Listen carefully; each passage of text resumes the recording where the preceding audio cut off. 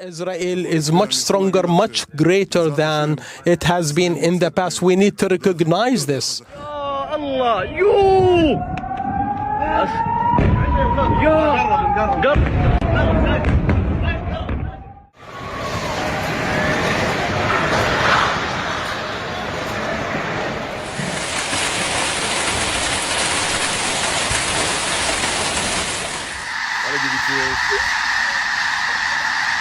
Oh my God. Waking up in 2026 is kind of like which page of Revelation we are on. In Jerusalem, the birds of the sky are now officially giving us a warning that there is something terrible that's going to happen in the world right now. The entire sky is filled with swarms of birds. Ravens and crows are just panicking.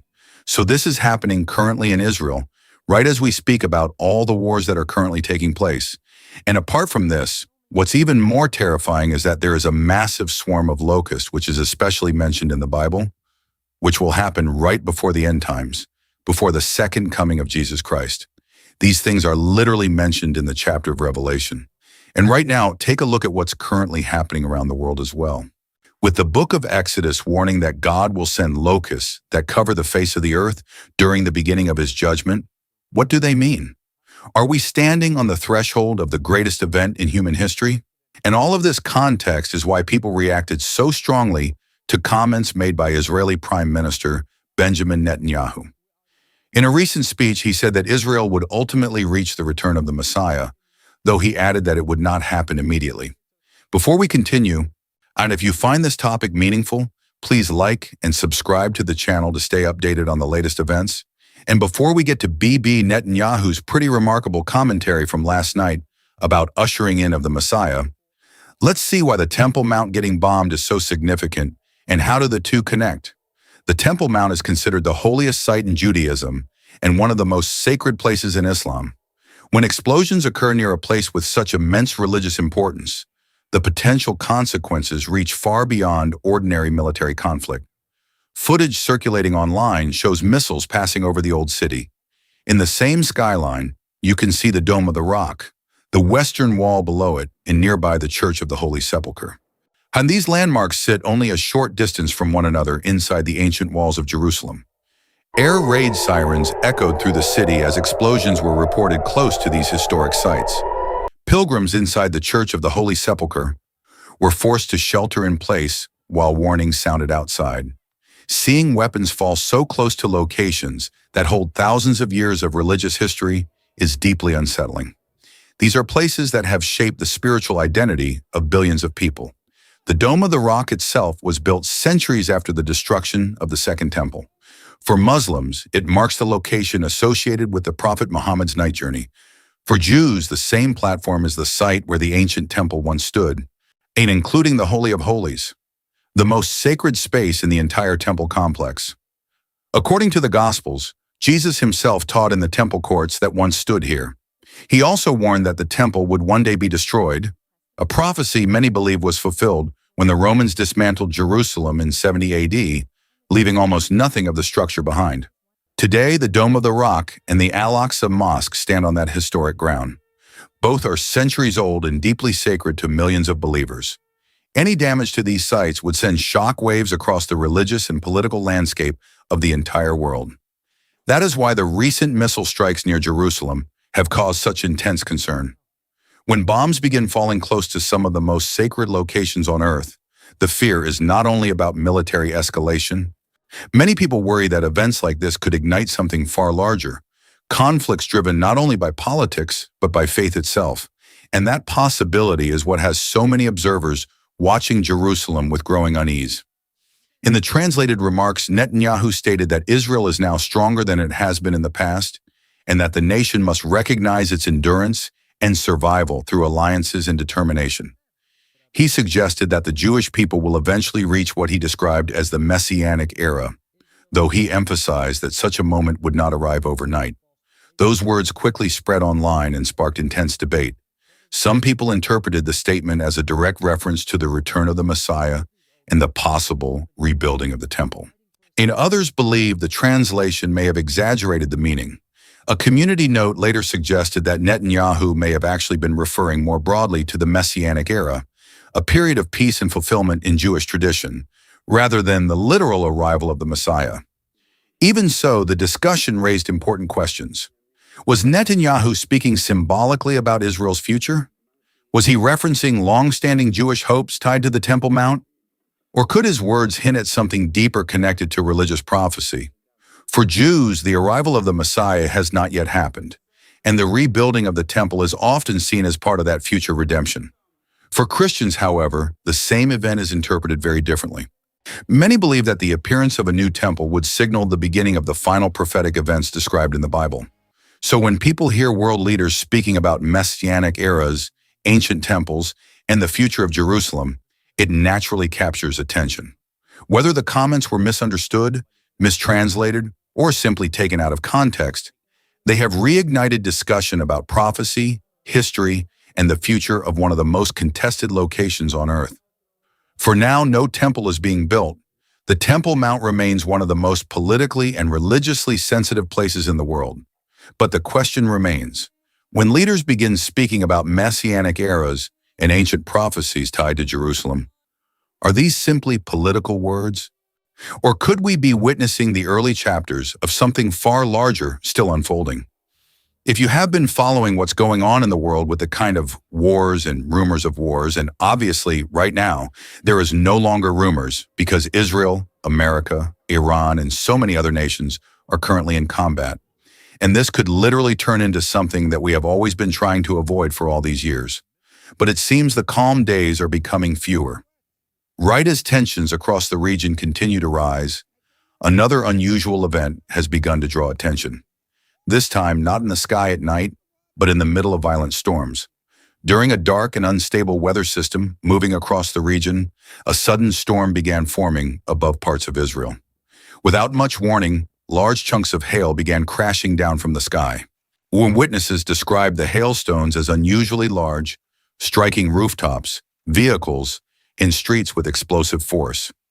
Some residents stepped outside to film the storm as the sky filled with the sound of ice hammering the ground. What made the moment even more unsettling was the timing. At the very same time that tensions were continuing to escalate, the sky above parts of the region was suddenly releasing this violent hailstorm. For many watching the footage online, the scene felt eerily symbolic. In the background of several recordings, long trails of smoke from missiles could still be seen stretching across the sky while the hail continued to fall. The last time this happened, we already saw that there was a massive conflict happening, but right now, the situation has just scaled up to a whole new level. And once again, we're getting that ominous sign, which obviously is something that has already been mentioned in the Bible in the chapter of Revelation, as well as in Romans prophecy, Daniel's prophecy, and Revelation's prophecy. All of these things have already prophesied that there will be a hailstorm which will occur as a sign of the great calamity before that day. And before that happens, there will be a lot of signs. One of the major signs is that there will be earthquakes in various places, and now reports suggest something extraordinary. The very stones of the eastern gate are shifting. Just as cracks are appearing on the Mount of Olives, the gate itself seems unsettled, as though history and prophecy are moving in tandem. Could it be that the mountain and the gate are preparing together for the same appointed hour? To answer this question, we need to look at both prophecy and the science of the earth. In recent years, geologists have confirmed that a large fault line runs under the Mount of Olives. This fault is part of the Great Rift Valley, a huge system that stretches from Lebanon all the way down to the Red Sea. Scientists say Jerusalem may be overdue for a strong earthquake. Some experts even think the Mount of Olives could be the center of a future quake. And signs are already appearing. Small cracks have begun to show on the slopes of the mountain. Engineers in Israel have warned that the ground in some places is slowly shifting. Reports also say that cracks are forming near the eastern gate, as if the land itself is under pressure. Now, from a scientific view, this is normal geology. The plates of the earth slowly move, pressure builds, and eventually that energy is released. But from a prophetic view, the meaning could be much bigger. In Zechariah 14:4, the Bible says the Mount of Olives will split in two when the Lord returns. Some people wonder if the tension scientists see in the ground could be part of something foretold long ago. The Bible also speaks about a great earthquake in the future. Revelation 16:18 says, "There was a great earthquake, unlike any since people have been on the earth, so powerful and so great." In these passages, the shaking of the earth is not random. It is part of events connected to the end of days. The cracks on the Mount of Olives could be a small preview of that final moment when both heaven and earth will be shaken. Another passage, and Hebrews 12:26-27 says, "Once more I will shake not only the earth but also the heavens, so that what cannot be shaken may remain." Science says the ground beneath Jerusalem is unstable. Scripture says the world itself will one day be shaken until only God's kingdom remains. This is where science and prophecy seem to meet. Science warns that an earthquake may come. Prophecy speaks of the return of the king. Some believe both could be connected. The Bible records one of the earliest major earthquakes in the history of Israel. In Amos 1:1, it speaks about the earthquake in the days of King Uzziah of Judah. This earthquake was so powerful that people still remembered it many years later. The prophet Zechariah even mentioned it again, saying, "Was, you will run away just as you ran from the earthquake in the days of Uzziah king of Judah." Zechariah 14:5. The event was so strong that it became a memory passed down through many generations. Archaeologists have also found signs of this destruction. Across the land of Israel, they discovered broken walls, moved foundations, and thick layers of fallen stone. These remains show that a large earthquake shook the region around the 8th century BC. Even Jerusalem was affected by the shaking. What is more striking is that today movements are not alone. Similar changes in the land have happened all around the world. We just had like 5 earthquakes in South Carolina. Not normal, of course, mud volcanoes going off everywhere, 2 or 3 already. The earth is shaking everywhere. Within only 24 hours leading up to March 14th, 2026, monitoring systems around the world recorded more than 130 earthquakes with magnitudes above 1.5. The strongest reached 6.3 near Huasco, Chile, while other notable tremors measuring 5.1 struck along the mid-Atlantic ridge in Turkmenistan. If the ground has shaken before, it can shake again. Some people believe that if past earthquakes were warnings, then the cracks seen today may not be random. Have you ever had the unsettling feeling that the world may be moving towards something far larger than we understand? That the events unfolding around us may not simply be random headlines, but part of a pattern people have been warning about for centuries? Some believe we may be witnessing the early stages of the events described in the book of Revelation. In a time when artificial intelligence is advancing rapidly and war is once again raging in the Middle East, many people are beginning to ask uncomfortable questions. Are these events simply the result of human conflict, or are they part of a much larger design that was written long ago? Those questions become even harder to ignore when rockets begin falling over Jerusalem. Jerusalem is not just another city. It holds some of the most sacred sites in the world for Christianity, Islam, and Judaism. Yet in recent days, explosions have been reported alarmingly close to these historic locations.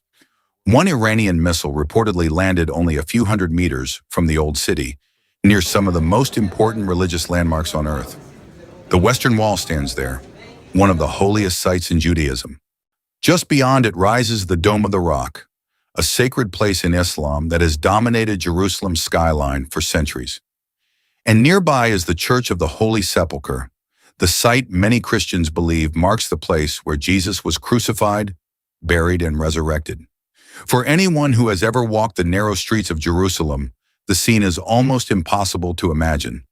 Air raid sirens echoed across the city as residents and pilgrims rushed for shelter.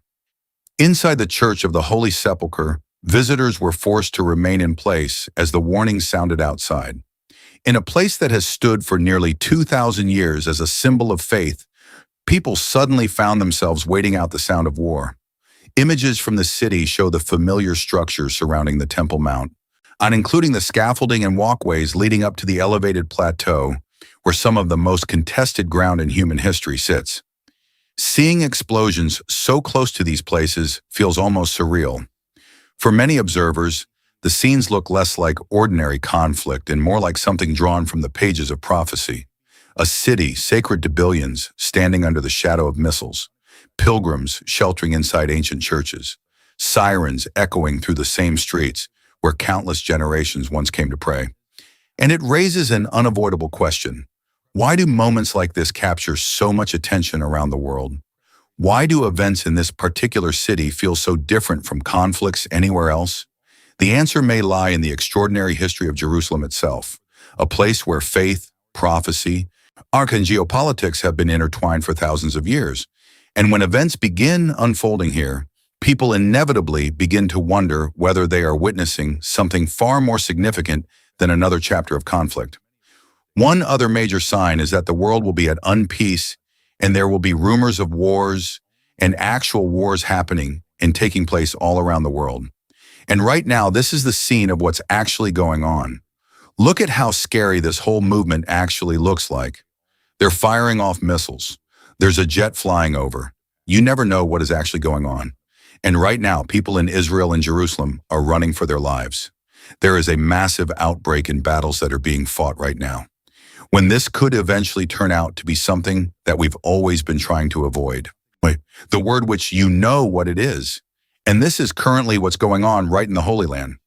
Many people think we are officially entering the final days of judgment because as of now, there are 10 plus countries that have officially entered the war. And those countries are obviously Iran, the United States, and Israel. The whole battle started between these three, and then it moved on to Yemen, Bahrain, Pakistan, Afghanistan, Qatar, UAE, and Kuwait.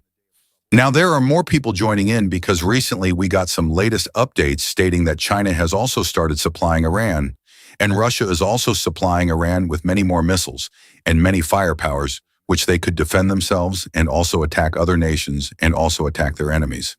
So things are getting really heated up, and it definitely seems like the entire world is going to start getting into this whole battle. What started as a conflict between three countries has now dragged a staggering 13 into the fall, and today major escalation because Iran struck UK military bases in Cyprus, meaning for the first time this war has now officially touched European territory. Now in response, the UK has authorized the United States to use its military bases to help destroy Iran's missile systems. And a member of the European Parliament for Cyprus is already calling for action. Qatar, which supplies around 20% of the world's liquefied natural gas, was forced to suspend their operations. The same goes for Saudi, and just moments ago reports emerged that Karg Island, somewhere often described as the crown jewel of Iran's oil network and the transit point for around 90% of the country's crude oil exports, was also attacked. According to statements from Washington, the strike was not aimed at oil infrastructure itself, but rather at military targets located on or near the island. Even so, the development has immediately raised fears across global energy markets, as any disruption near Karg Island could affect a major portion of Iran's oil supply moving through the region. So this basically means that the gas prices are just going to reach an all-time high as we have never seen before. And when fuel prices rise, everything in life goes up in price too. That's what's going to happen. And this basically means that we have officially entered the uncertain state.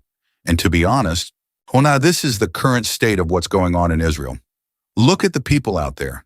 Everybody's out there in the streets. They're terrified of what's going to happen, where the bombs are going to be dropping from.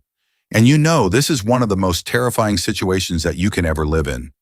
Imagine living in this location right now. If you're living in Dubai or living somewhere in the UAE or Iran, it's going to be terrifying too. And if you want to stay connected to these unfolding stories and keep your faith strong during these trying times, please remember to like this video, subscribe to the channel, and share a little prayer in the comments section below to support one another as we witness these incredible phenomena together. Now, watch, there's something very concerning when it comes to one of the most scariest prophecies in the Bible, because all the things that we've been seeing so far from the locusts being formed, they're basically consuming all the crops all across, and it's moving towards nearby regions. And it's also moving towards America and Europe. These locusts are supposedly eating up all the crops that they've been having and growing for years together, as much food in a day as what 35,000 humans eat in a day, with drivers unable to see through their windshields as millions swarm across highways in seconds. With the Food and Agriculture Organization warning the swarms are breeding and could grow 400 times larger and spread rapidly in just a few months. And the last time this happened, They crossed the entire Atlantic Ocean and hit the Americas in 5 days. Now, with that, to be honest, is something that we should definitely be concerned about because, as far as what we have read from the Bible, we know that there are going to be multiple seals that are going to be opened until the seventh seal before the second coming of Christ. So this basically means that there is a major problem that's currently heading. We never know when it's going to reach both of these regions, but obviously one day it's going to be there. With all of the tension that's happening right now, it definitely seems like the prophecies are officially being fulfilled. And what's important here is that you should actually take a look at Exodus chapter 10, which basically refers to locusts, which will be coming up right before the end times, what basically states that future prophecies at the time. Now, this event establishes the locust as a biblical symbol of total divine judgment, where God is going to be judging us humans with the help of locusts, where it's going to be eating up everything that's out there in the world. And we humans are going to suffer with no food in the future. In Revelation 9, 3-11, it very clearly mentions that John describes the locust rising from the bottomless pit. However, these are supernatural. They have the sting of a scorpion, hair like a woman, and teeth like lions. Rather than eating plants, they are prophesied to torment people who do not have the seal of God. So it basically means that people who are not protected by the seal of God are going to be tormented by these creatures that are going to come out of the bottomless pit. And as of now, we've already seen what's going on. And we know that there is a massive swarm of these locusts. We won't get another warning about this. People were terrified after the morning news. And apart from this, we also have birds that are giving us signs regarding the end times. Now, people think it can get any worse than this because right now, everything about nature is basically screaming that our world is coming to an end. And what's even more interesting about this prophecy, with the latest extreme weather that's coming up, it's actually going to surprise you even more. The number of coincidences that align with this hailstorm is literally impossible. As nations fight against nations, storms tighten their grips, cracks appear on the mountain, the expectation grows louder. Everything is shifting, the earth is stirring, and prophecy is pressing closer to fulfillment. Jerusalem is not just a holy city, it is an anchor of hope, a city of waiting, a place that whispers of resurrection, and perhaps as the ground trembles beneath it, it is reminding us that the day of awakening is nearer than we think. But this hope is not held by the Jewish people alone. For Muslims and Christians too, the Mount of Olives is seen as the stage of the final judgment and the return of the King. For the Jewish people, the Mount of Olives is the place of resurrection. For Muslims, it is the place of judgment. And for Christians, it is the place of Christ's return. 3 faiths, 3 traditions, yet all converge on one mountain. This convergence is not a coincidence. It is as if the world's great religions are drawn by an unseen hand to the same stage, waiting for the same curtain to rise. And the Mount of Olives becomes more than a ridge of stone.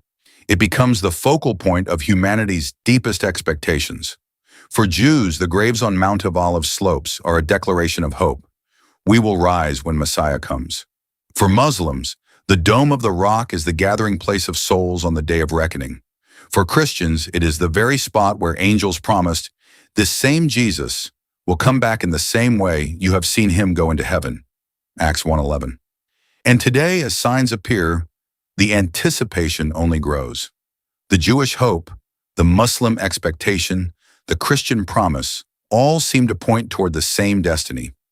Beyond prophecy and tradition, there is also a question: if the world is shaking, what foundation can never be shaken? Revelation 21:1-4 paints the final picture. Then I saw a new heaven and a new earth. He will wipe away every tear from their eyes, and death shall be no more. The shaking of the Mount of Olives is not the end. It is the beginning of that promise. So when the earth trembles, when the news unsettles, when the future feels uncertain, remember this: the cracks in the mountain are not just warnings of judgment. They are also reminders of hope. They tell us that history is not spiraling out of control. It is moving toward its appointed destiny. When the shaking comes, will you be standing on the unshakable foundation? Everything is coming together perfectly right now. Now, genuinely speaking, we are officially entering the final days. It basically seems like all the signs around the world are setting up to the second coming of Christ. And we should definitely start getting ready. Start reading your Bibles, Start repenting for all the sins that we have done. And we need to get close to God as soon as possible because everything that's going on in the world right now, it doesn't look normal. These things are definitely coming extremely close to and also representing what the scriptures of the Bible has already prophesied are the things that are going to be happening right before the second coming of Christ. So that's going to make things even more interesting because all the things that we're seeing right now is exactly as it was already prophesied. So we need to be extremely aware of the situation right now.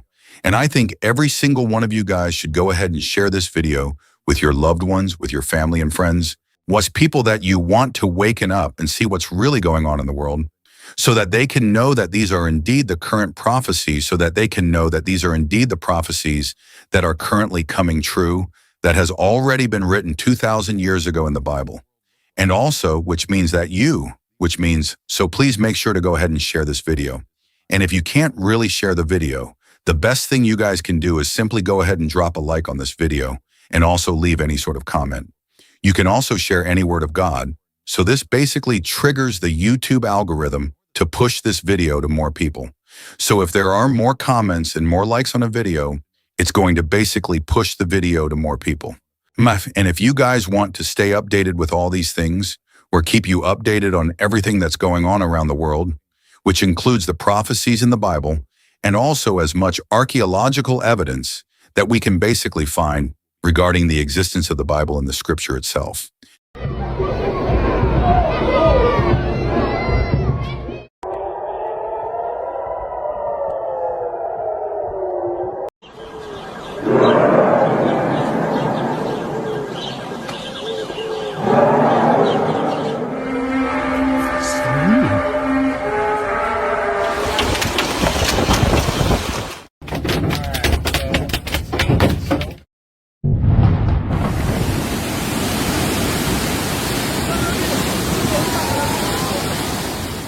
What happened in Jerusalem has left many people searching for answers.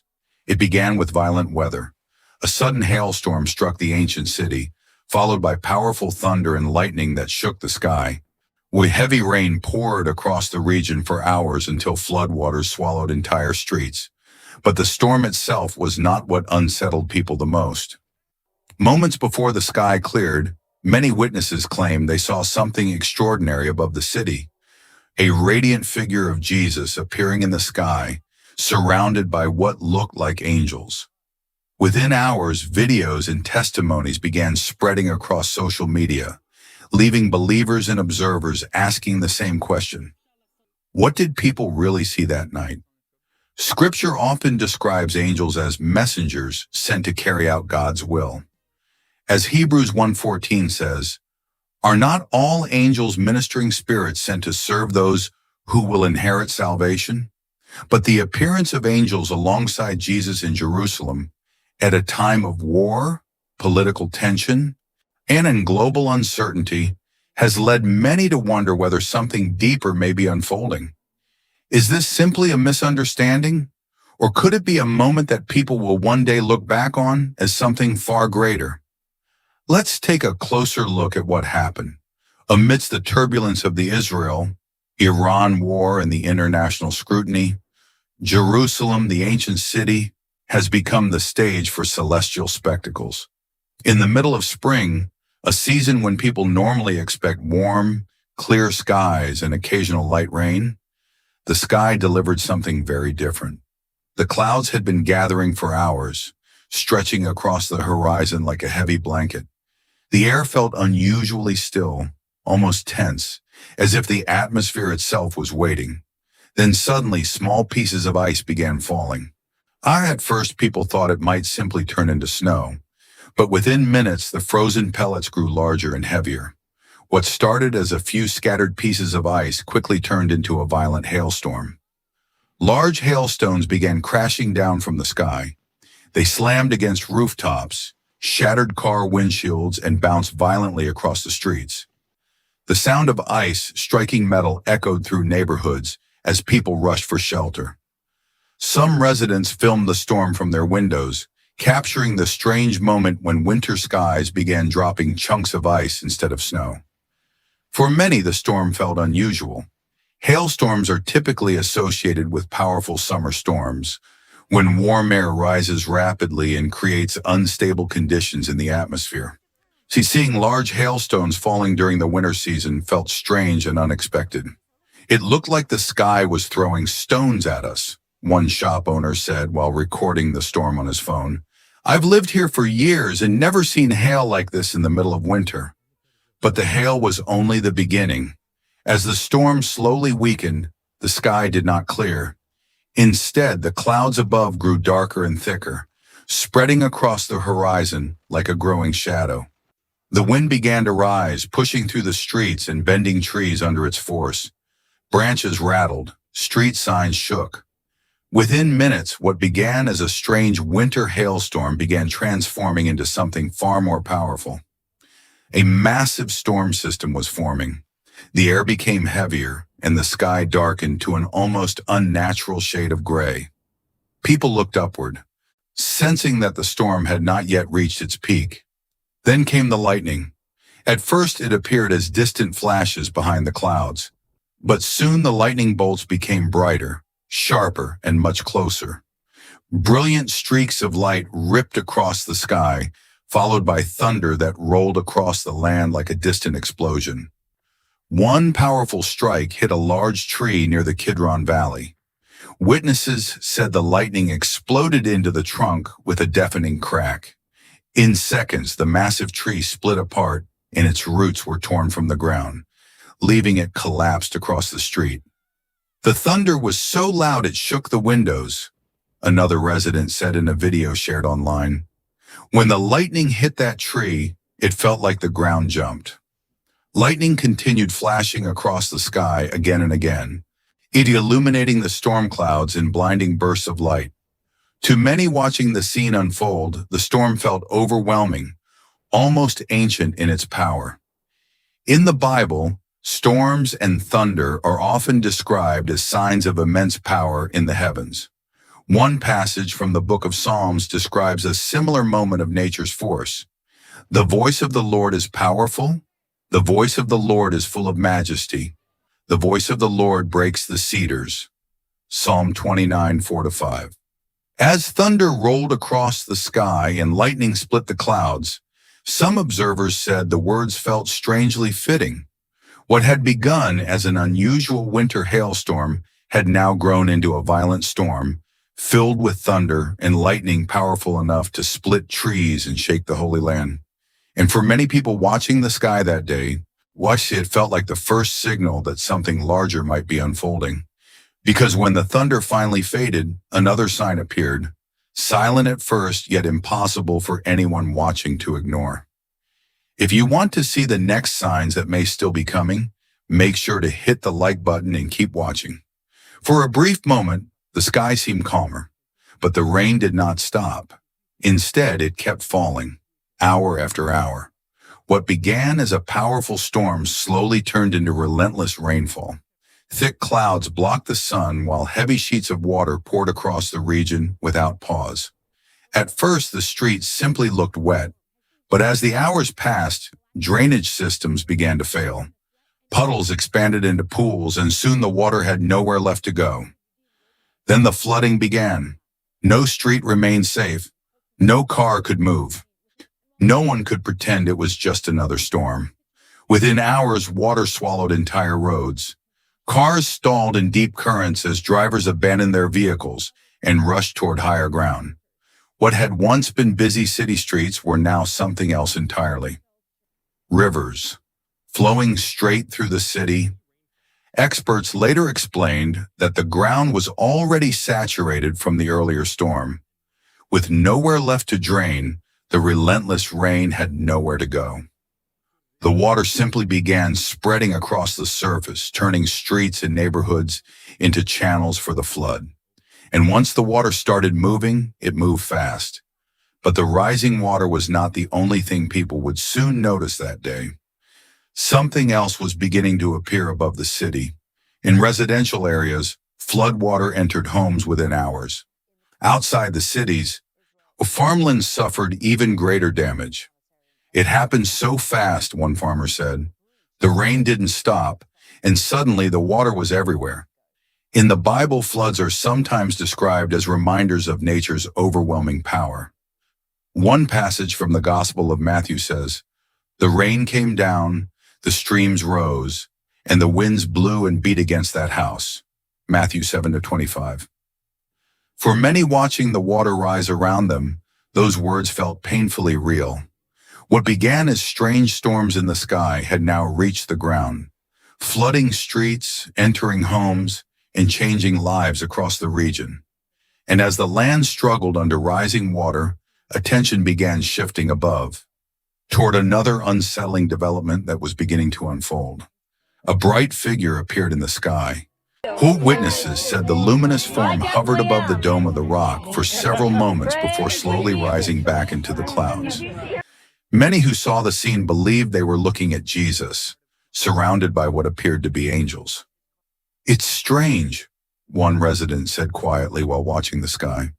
"We thought everything would calm down after the floods, but now something else is happening." Some observers suggested that the intense military activity across the region, aircraft movements, flares, and defensive systems lighting up the sky, could sometimes create unusual visual effects in the clouds.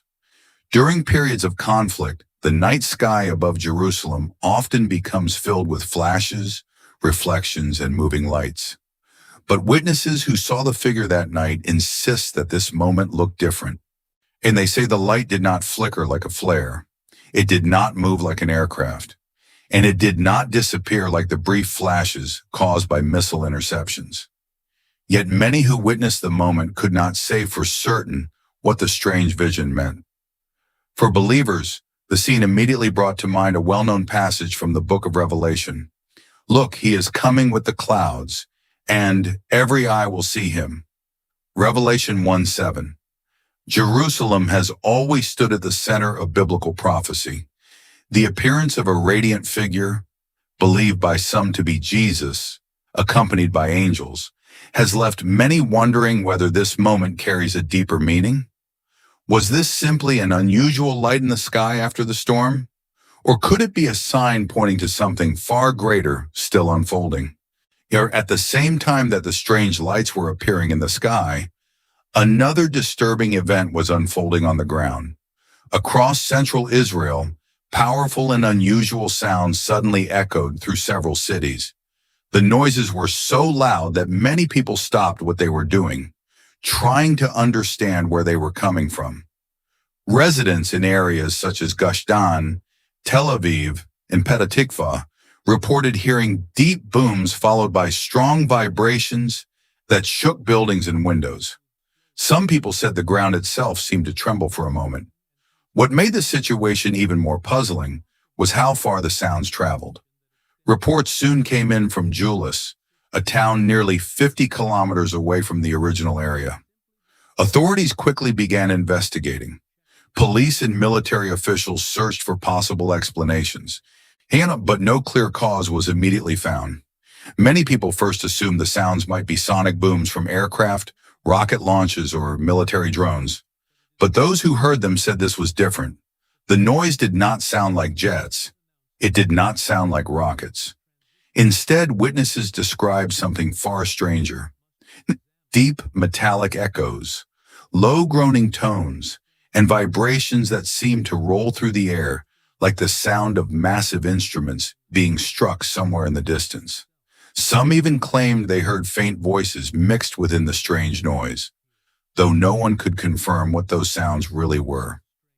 As videos and recordings spread online, the mystery only grew. Were these simply unexplained atmospheric sounds during a time of conflict? Or could they be something far more unusual that people were only beginning to notice? Some people began thinking about the trumpet warnings described in the Bible. In those ancient passages, trumpets are often linked with moments when the world faces great change. One passage from Revelation says, "And I saw the 7 angels who stand before God, and to them were given 7 trumpets." Revelation 8:1. For believers, sounds like these raise difficult questions. Could they be simple noises of war and nature? Or could they be something more symbolic, something meant to wake people up? At the same time, Israel has also been dealing with another familiar threat: swarms of locusts. With its dry desert climate and rising temperatures at the start of the hottest season, conditions in the region allow locusts to grow and multiply quickly. Warm winds and dry land can turn a small group of insects into a massive swarm within days. But the situation may also be connected to something larger happening across the region. In recent years, the water levels of the Euphrates and Tigris rivers have been steadily dropping. This growing shortage of water has already created serious pressure in neighboring countries like Syria and Iraq. Water shortages can damage farmland, force people to leave their homes, and increase tension between nations that rely on the same rivers. Instability in these regions can easily spread across borders. And when pressure rises in the Middle East, Israel is rarely far from the consequences. At the center of all these tensions stands one city that has never stayed quiet for long: Jerusalem. For thousands of years, Jerusalem has been watched by the world. Empires have fought for it. Nations have claimed it. Religions have prayed toward it. Few cities on earth carry the same weight. What makes Jerusalem so different from every other place?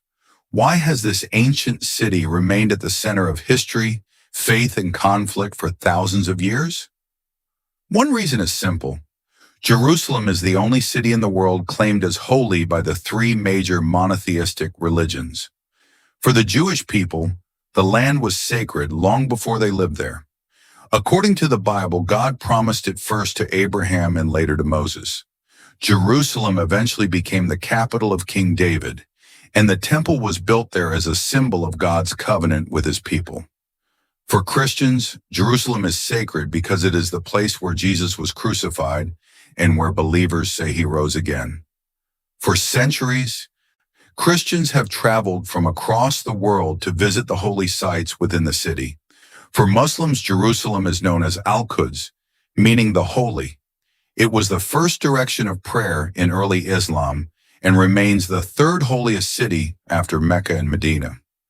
Because of this unique role in history and faith, Jerusalem stands at the crossroads of religion, politics, and prophecy.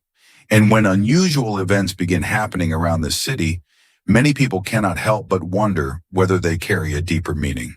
Some believe these moments echo the signs described in the Bible, signs that many connect with the return of Christ. Whether coincidence or prophecy, one thing is certain: when something unusual happens in Jerusalem, the entire world pays attention. Wars and rumors of wars. Why Jesus said these are one of the signs of the times preceding his return.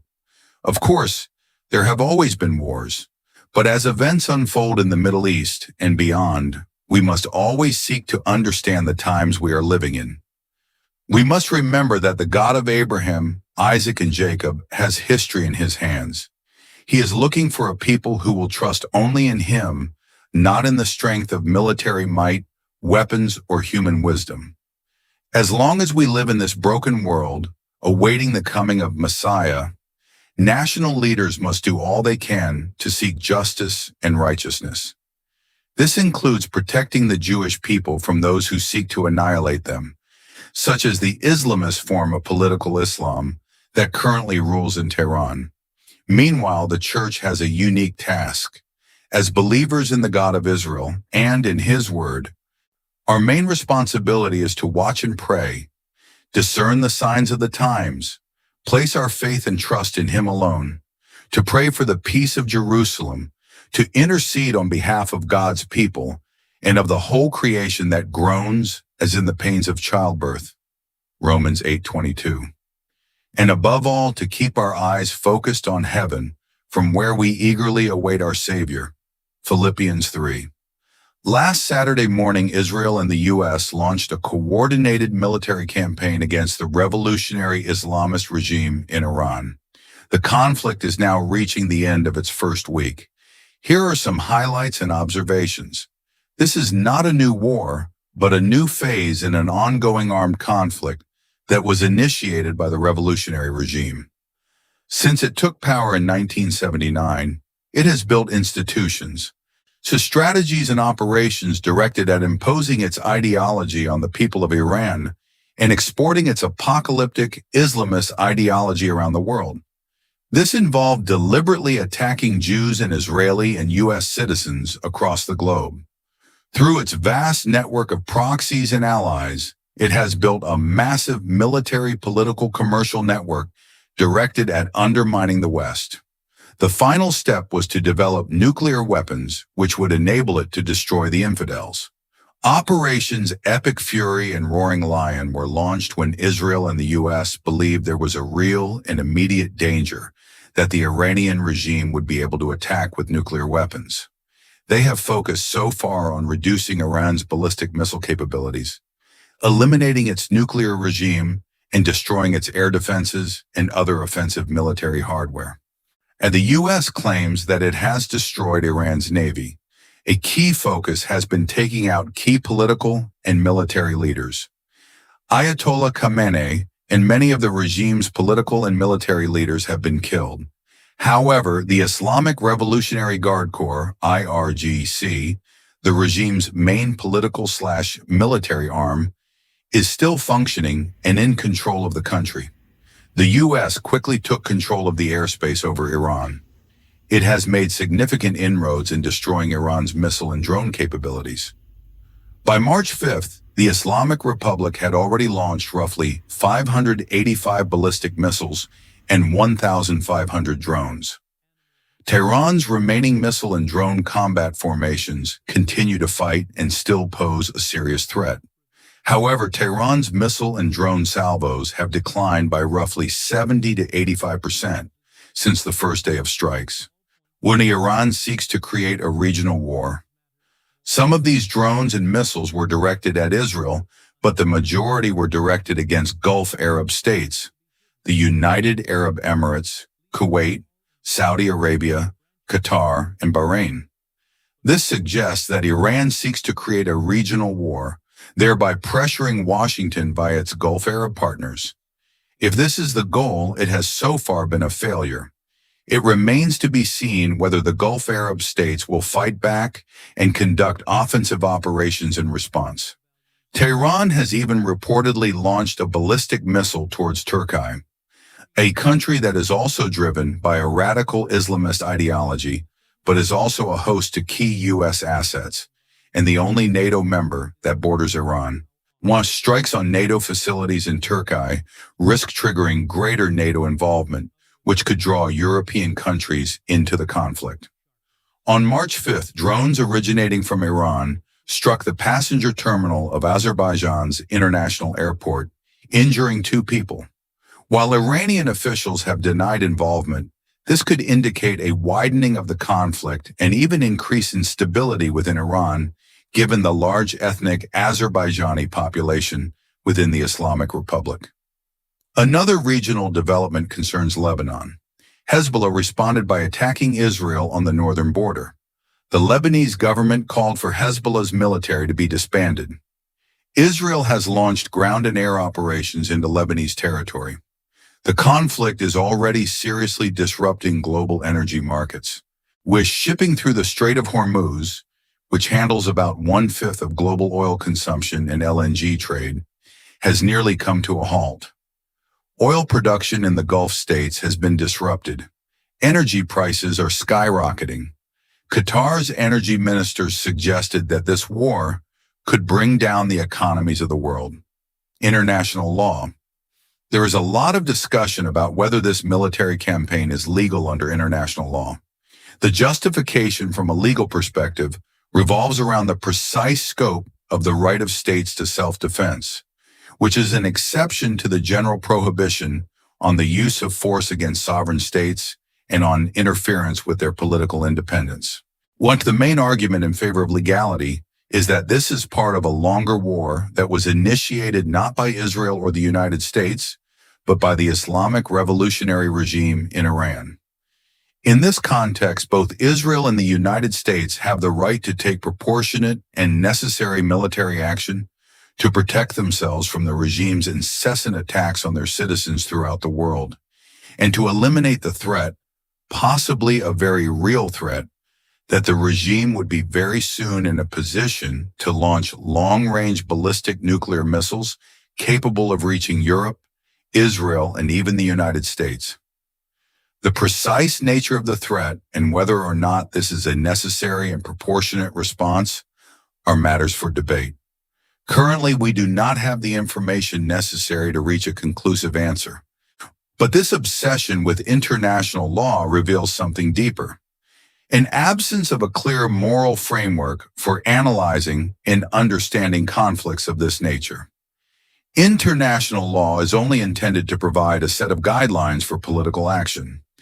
It is not and cannot be a detailed prescription for the foreign policy choices that must be made in any given situation.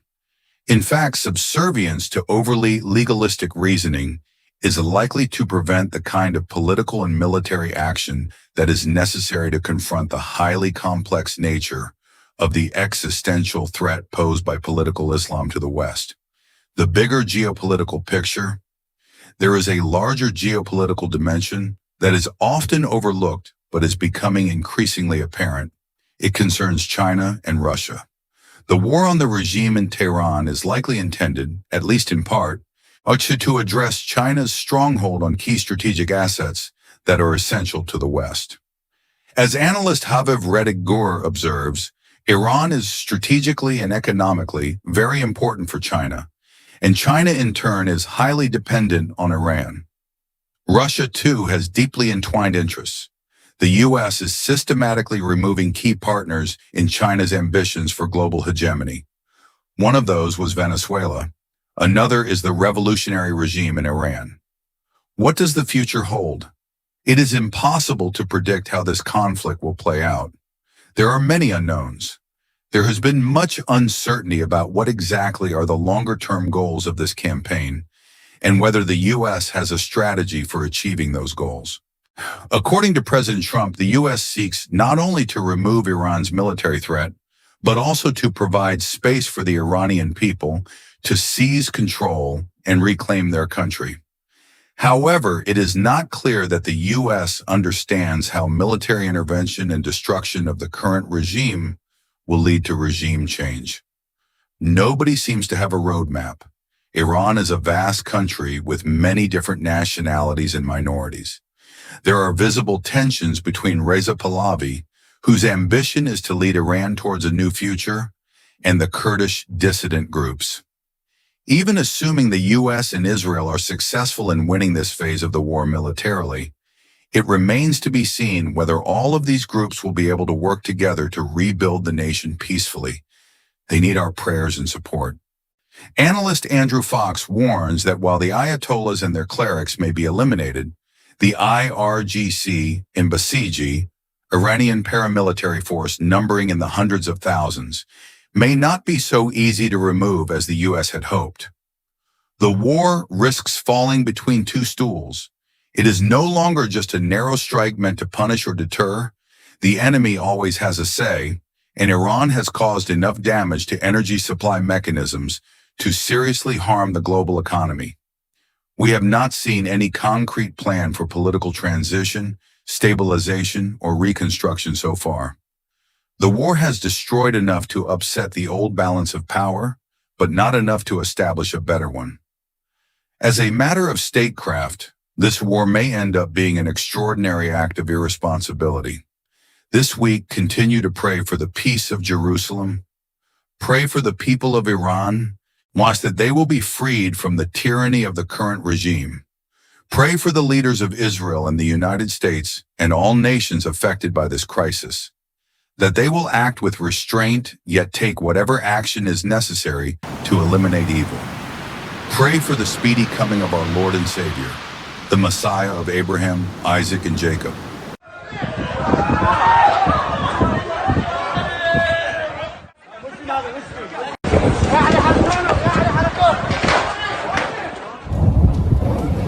Guys, do you see that? العفرة جاية علينا عاملة ازاي؟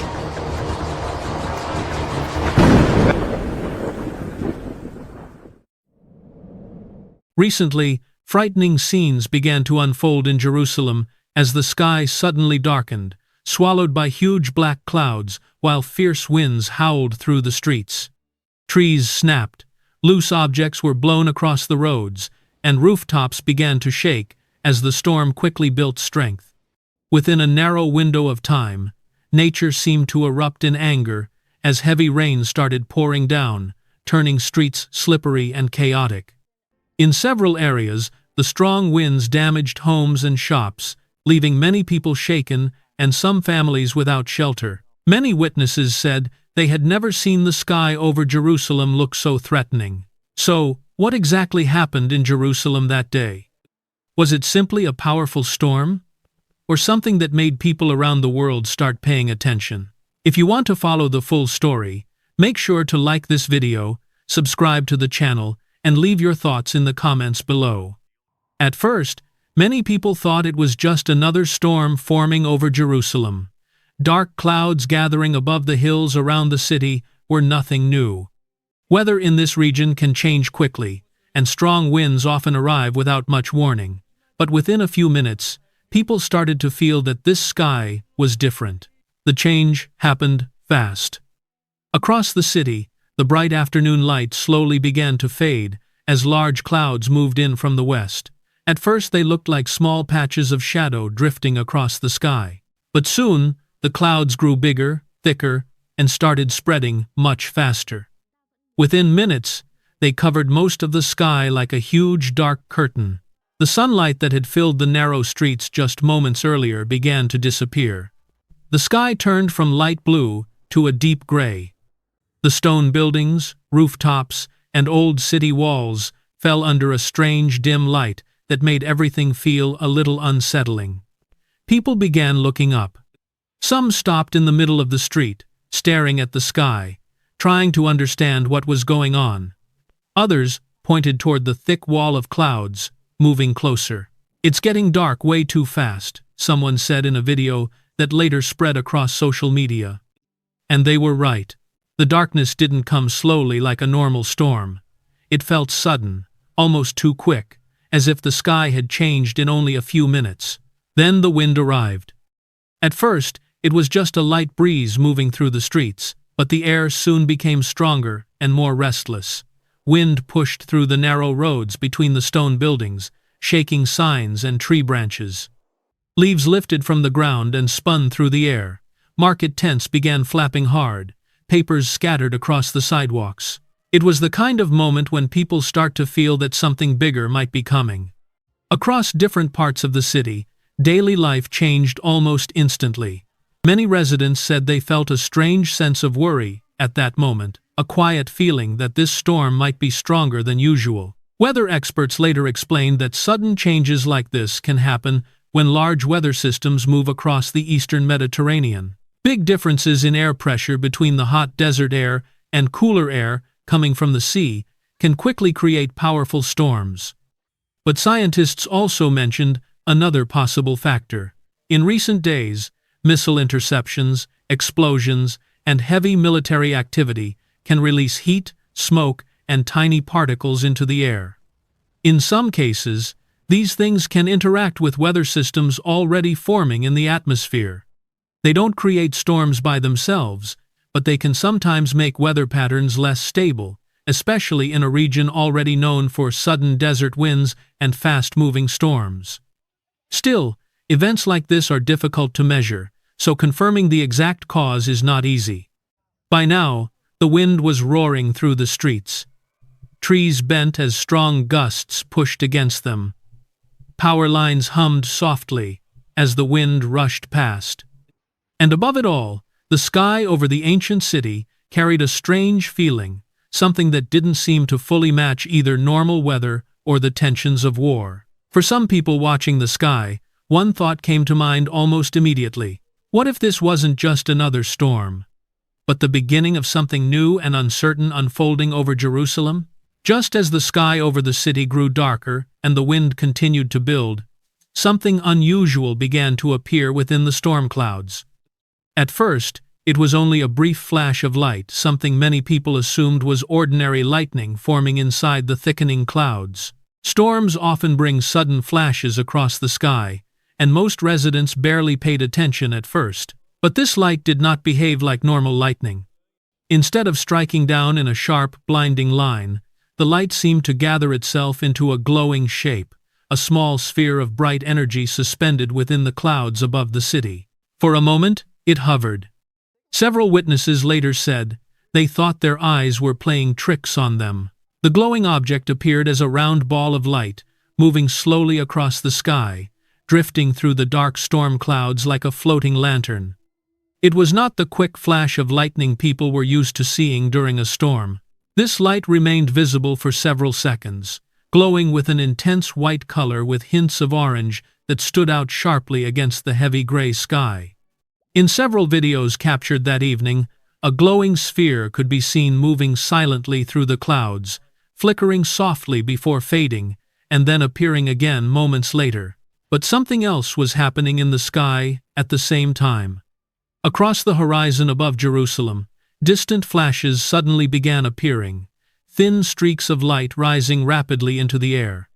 Interceptor missiles, launched from defense systems, streaked upward, while incoming rockets from neighboring regions crossed the sky in the opposite direction. Within seconds, the sky became a chaotic display of motion. The lightning appeared almost intertwined with the streaks of rockets. Brilliant white flashes erupted between the missile trails, illuminating the clouds for brief moments. Each burst revealed a sky filled with crossing lines of light, natural lightning, and human-made fire sharing the same horizon. For those watching from rooftops and balconies, the scene looked surreal. The glowing sphere drifted silently through the clouds, while lightning flashed violently nearby and missile trails burned across the sky. For a few seconds, the entire atmosphere above Jerusalem looked like a single massive canvas, a collision of storm, technology, and tension. Scenes like this quickly began spreading online as witnesses uploaded their recordings. Within hours, the mysterious lights and the strange sky above Jerusalem became one of the most discussed moments of the night.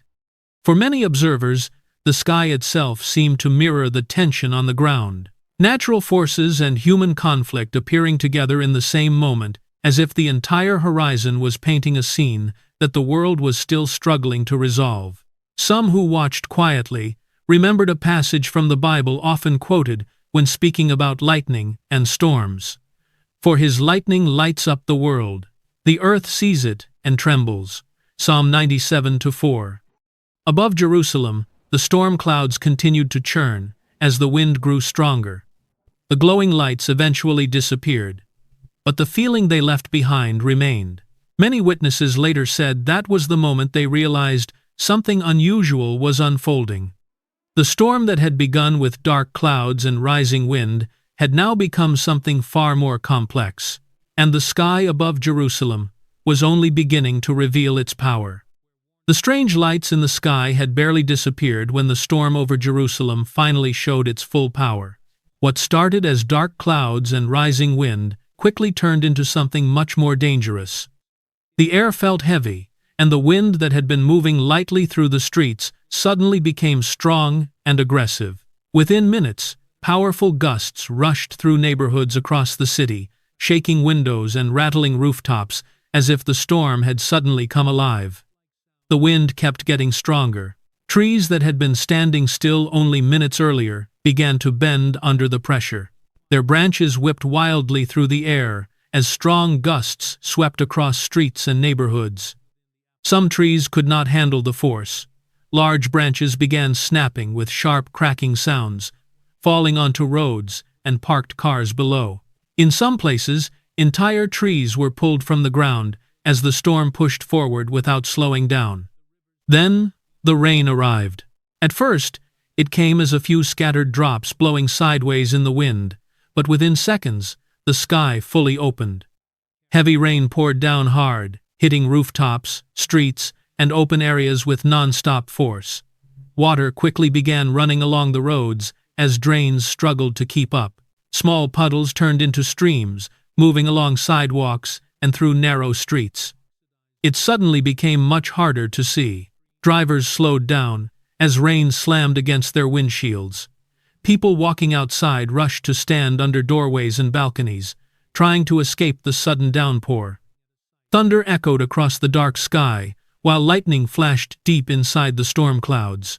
The strong winds also reached the hills surrounding Jerusalem. Gusts pushed across open land and valleys, stirring dust and debris into the air. In some places, loose signs, chairs, and small objects were blown across courtyards and streets.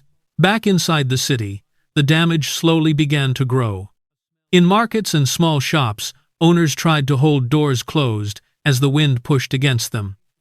Outdoor stands were knocked over, as rain soaked everything in seconds. Pieces of broken branches and debris scattered across roads and sidewalks. Even animals reacted to the sudden change. Cats and stray dogs ran for cover under parked cars and building entrances. Birds struggled to fly through the heavy wind, some landing quickly on rooftops to escape the storm. Everywhere, the sound of the storm filled the air. Wind roared through the streets. Rain hammered against stone walls and metal rooftops. Tree branches cracked in the darkness as the storm continued to grow stronger. For many residents, it felt like the entire city was shaking under the force of nature. Some people watching the storm unfold remembered words written long ago in the Bible about moments when nature itself seemed to rise with overwhelming power. The voice of the Lord is over the waters. The God of glory thunders. Psalm 29:3. Above Jerusalem, the storm clouds continued to move and grow, pushed forward by powerful winds. What had begun as dark clouds and rising wind had now become a full and violent storm, moving across the city. And for many watching that night, it felt like this was only the beginning. As the storm kept hitting Jerusalem, heavy rain continued falling for hours. The streets slowly began filling with water, as the drainage systems struggled to keep up. What first looked like normal flooding soon started spreading into neighborhoods, covering roads, cars, and sidewalks with muddy water rushing through the city. In some areas, the water rose faster than people expected. At first, it only covered parts of the street. But soon the water began moving into homes and shops on lower levels. Doors were pushed open by the pressure of the water, and small windows cracked as the flood forced its way inside buildings. Before long, the situation became frightening. In several neighborhoods with lower ground levels, water climbed past doorways and started reaching windows. Families inside their homes had to move quickly upstairs to stay safe. Some people went from the first floor to the upper rooms, and in a few cases even climbed onto rooftops as the water continued rising below them. From above, the view looked alarming. Streets had turned into wide streams of muddy water. Cars were half covered, and only the tops of some vehicles could still be seen.